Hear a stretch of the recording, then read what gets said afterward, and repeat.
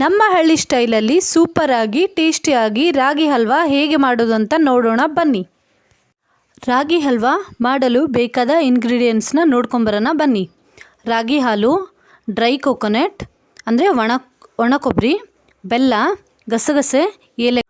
ಮೊದಲಿಗೆ ನಾವು ರಾಗಿನ 5 ಗಂಟೆಗಳ ಕಾಲ ನೀರಿನಲ್ಲಿ, ನಂತರ ನಾವು ಅದನ್ನು ಮಿಕ್ಸಿ ಮಾಡ್ಕೊಂಡಿರೋದನ್ನ ಹಳೆಯ ಪದ್ಧತಿಯಲ್ಲಿ ನಾವು ಸೋಸ್ಕೊಳ್ಳೋಣ.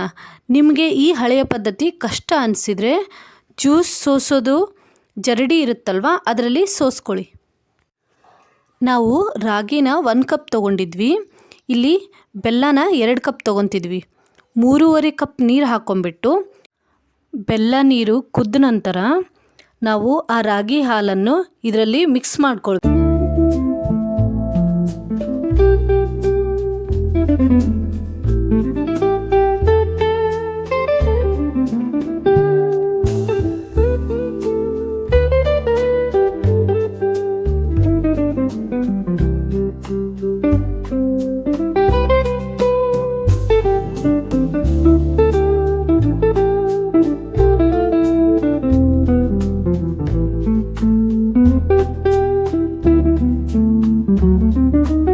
ಇದು ಬೇಯಿಸ್ಕೊತಾ ಹೋದ ಹಾಗೆಲ್ಲ ಗಟ್ಟಿಯಾಗ್ತಾ